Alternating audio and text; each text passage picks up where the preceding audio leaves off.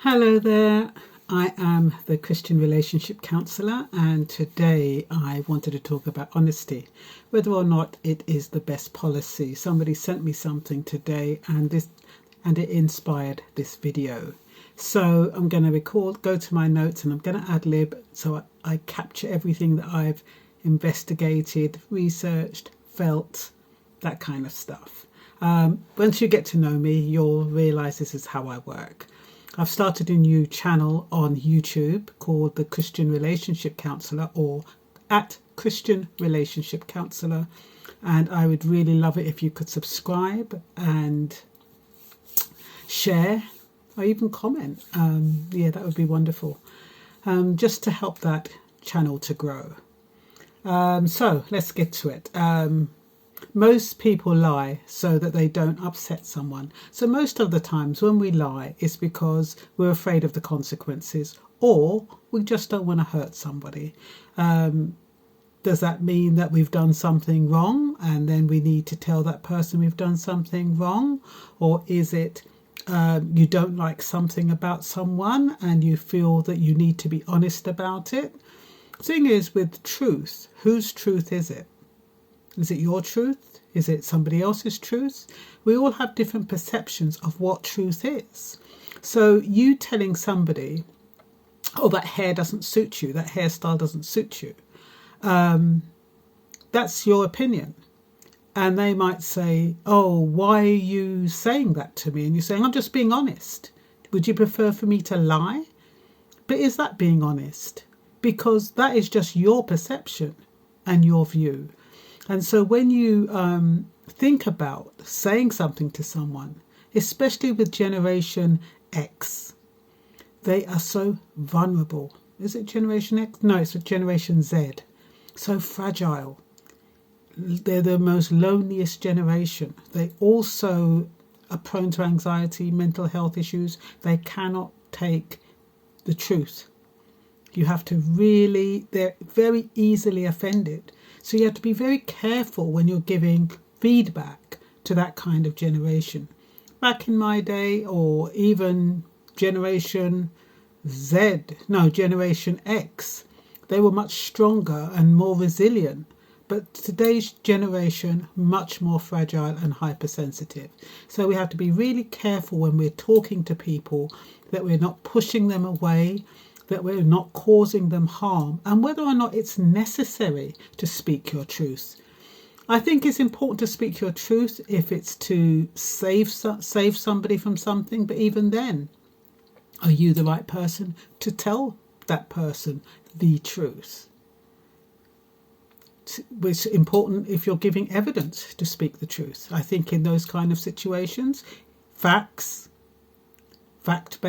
it's fine in that kind of situation. But even then, when you're thinking about facts, they have people who, you have about 5 or 6 people who see an incident and each person sees something different. And it's because their mindset, their upbringing, everything they've been through factors into that decision or factors into the perception of what they saw. So for each individual, what they saw is the truth. The only consistent thing might be the actual act of, if it was robbery or if it was murder, the actual act of seeing that. But what people saw leading up to that moment will differ. So Proverbs 12:22, lying lips are an abomination to the Lord, but they that deal truly are his delight. So I think that's talking about deliberately lying. Like some people say, I don't smoke when they do. Some people say, I don't drink when they do. Some people say, I have never committed a crime when they have. Some people say, I haven't got any kids when they do. It's lying. Some people say they're working when they're not. I mean, the dating arena is the biggest platform for lying, because people lie in order to entice people in. They lie because they know if they tell the truth, or they believe that if they tell the truth, they're not going to stand a chance of pulling someone. And that's what they call it. Yeah, because, okay, if you tell a woman that you're unemployed and you you're unemployed, you don't have any money, you don't have any savings, you don't have any pension, that woman ain't going to look at you twice, is she?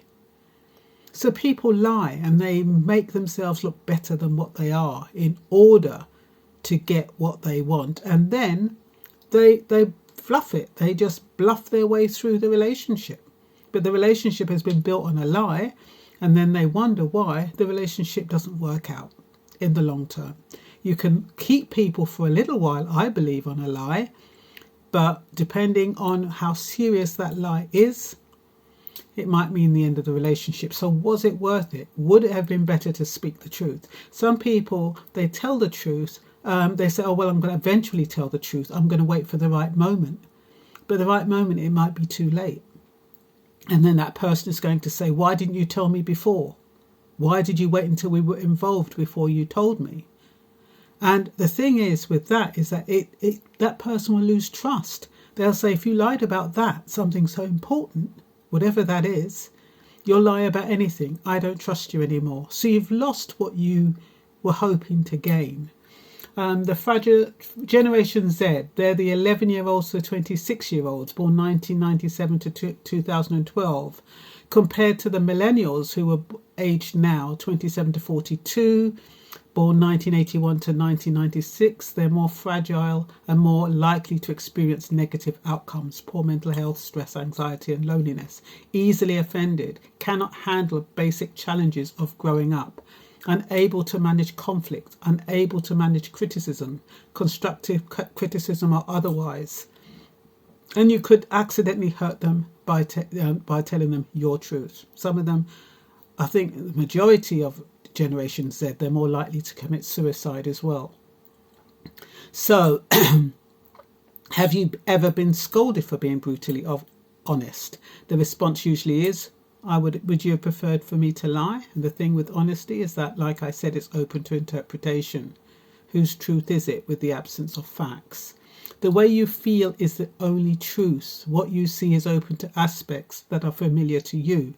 If I say I feel hurt, I feel pain, that is a truth because nobody can deny what you feel. And even if somebody said something and they said, oh, I didn't mean to hurt you, I didn't say that to hurt you, they cannot denounce the way you feel. Generation X cannot handle basic challenges. I think I've said that. Of growing up, unable to manage conflict, parents tend to shield them from discomfort with lies. Like Father Christmas, blame him if parents can't fulfill the promise of buying them whatever they wanted. They're unaccustomed to frustration and discomfort, which causes hypersensitivity. Speaking the truth requires open-mindedness and flexibility. And sometimes people are economical with the truth, or they lie by omission and they think it's okay. It's not. It no longer matters what a person intends to say or how a reasonable listener interprets what is said. What happens is how the individual feels offended by what is said or hurt. Children lie about being bullied, afraid peers might call him or her a wuss, or bullying might get worse. Is honesty ill-intended? Why would anyone complain about honesty? Every time you choose to lie, it is because you fear the consequences of the truth. Fear addiction breeds lies. Can we win the war against lies, deceit and manipulation? Is your ability to love measured by your ability to be honest? Choose your battles. Be economical with your words. Feel compassion for the other person. Telling the truth becomes easier. So, you love somebody. How important is it to tell them exactly how you feel?